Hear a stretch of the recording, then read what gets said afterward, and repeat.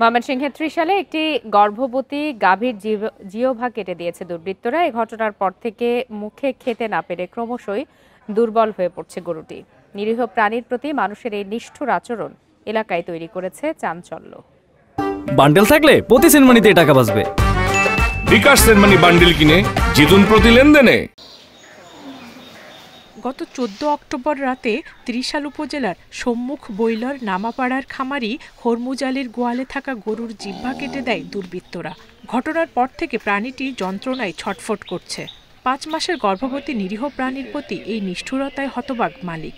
লোক গেছে যাই বলতেছে যে তোমার তো গাভীর জিহ্বা কেটে আসছে। বড় ছেলে গোয়ালি তুলিয়া বারিন্দাতে শুয়ে রয়েছে। রাত্রে এই ঘটনা। আমার ওর সাথে শত্রুতা নাই, কেউ যদি করে থাকে এইটার বিচার আল্লাহ করে। প্রাণীর প্রতি নিষ্ঠুর আচরণে ক্ষুব্ধ এলাকাবাসী। অসুস্থ গরুটিকে দেখতে গিয়ে জড়িতদের শাস্তির দাবি জানিয়েছেন তারা।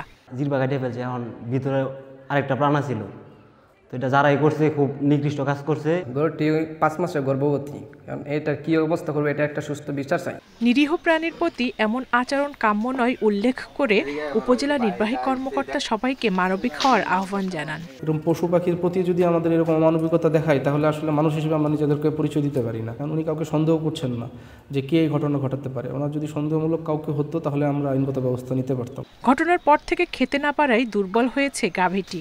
এর চিকিৎসা সহায়তার পাশাপাশি গর্ভের বাছুরের জীবন রক্ষায় সর্বোচ্চ চেষ্টার কথা জানিয়েছেন প্রাণী সম্পদ কর্মকর্তা।